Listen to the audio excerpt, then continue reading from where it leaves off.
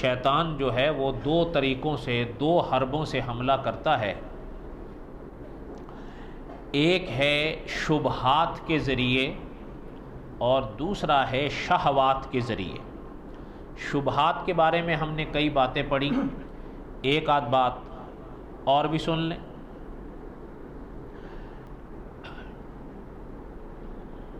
آپ کو یاد ہوں گے مولانا محمد قاسم نانوتوی رحمۃ اللہ علیہ،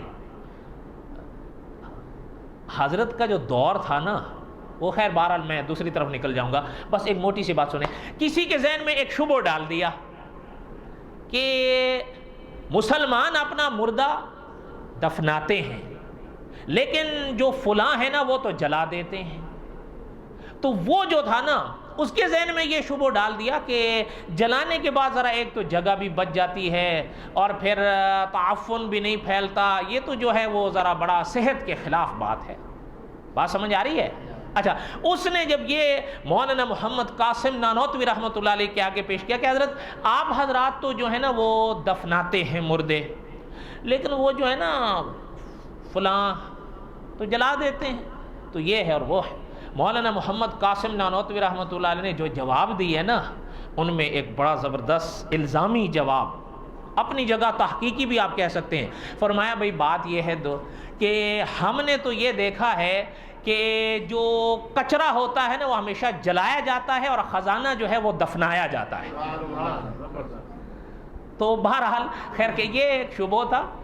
ایسے ہی ہمارے ایک اور عالم تھے، میں حکمتاً ان کا نام نہیں لے رہا ہوں، حکمتاً، ان سے حالانکہ یہ اعتراض بھی بڑا پرانا ہے، شبہ کہ جی مسلمان جو ہے نا وہ جس جانور کو خود ذبح کر کے مار دیتے ہیں کہتے ہیں حلال ہے، لیکن جو اپنی موت مر جاتا ہے تو کہتے ہیں نہیں حرام ہے، بلکہ بالکل سوال ہی نہیں پیدا ہوتا۔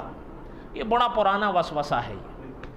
تو حضرت نے جو اس کا جواب دیا وہ ہے بڑا، بہرحال میں یہاں بیان کروں گا تو پھر آپ حضرات ناراض ہو جائیں گے، بلکہ شاید کئی سلیم طبیعتوں پر وہ بوجھ گزرے گا، ورنہ بڑا یعنی الزامی اور تحقیقی جواب ہے۔ لیکن خیر بہرحال اپنے موقع کا ہے۔ میرے کہنے کا مقصد یہ ہے کہ یہ حضرت نے سمجھایا ہے کہ اس طرح کے یہ وسوسے ہوتے ہیں جو شیطان ڈالتا ہے، اور آپ کو اور ہمیں اس سے بچنا چاہیے۔ کیا پڑھ کے؟ اعوذ باللہ من الشیطان الرجیم۔ اور یہ بھی یاد رکھ لیں کہ علامہ جزری رحمۃ اللہ علیہ نے اپنی کتاب الحسن الحسین میں لکھا ہے، الحسن الحسین میں لکھا ہے کہ جو شخص ہر روز اعوذ باللہ من الشیطان الرجیم 10 بار پڑھ لیا کرے گا، اللہ تعالیٰ اپنا ایک فرشتہ اس کے ساتھ مقرر کر دیں گے کہ شیطان کے وسوسوں سے اس کی حفاظت کر۔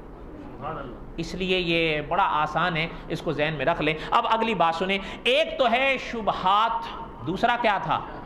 شہوات۔ اب سنیں ذرا، اس کا بھی تھوڑا سا سن لیں۔ حضرت فرماتے ہیں کہ دوسرا وہ شہوات کے ذریعے گمراہ کرتا ہے۔ مثال کے طور پر اگر ایک آدمی کو پیاس لگی ہے، اس نے سوچا کہ یہ پانی پینا کیسا ہے، تو شیطان کہتا ہے پیاس بجھاؤ، کسی سے کیا پوچھتے ہو۔ ہر آدمی جوانی کی حالت میں کہتا ہے کہ فیشن کروں، میرے ساتھ پریاں ہوں، اگر وہ کوکاف کی ہوں تو زیادہ بہتر ہوتی ہیں، میں ان کے ساتھ اڑتا پھروں۔ شیطان کہتا ہے کہ اپنی خواہشات کو پورا کرو، کیونکہ اگر یہ چیزیں گناہ تھیں تو پھر اللہ نے بنائی ہی کیوں ہیں؟ اگر حسن و جمال کو دیکھنا منع ہوتا تو اللہ پیدا ہی کیوں کرتا ہے؟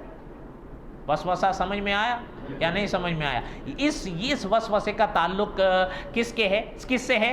شہوات۔ کیا ہے؟ شہوات۔ اس کا بقیہ قصہ انشاءاللہ کل پڑھیں گے۔ اللہ تعالیٰ آپ کے ہم سب کے حامی و ناصر ہوں۔ وما علینا الا البلاغ المبین، وصلی اللہ تعالیٰ علی خیر خلقہ محمد وآلہ واصحابہ۔ ربنا تقبل منا انک انت السمیع العلیم وتب علینا انک انت التواب الرحیم۔ صلی اللہ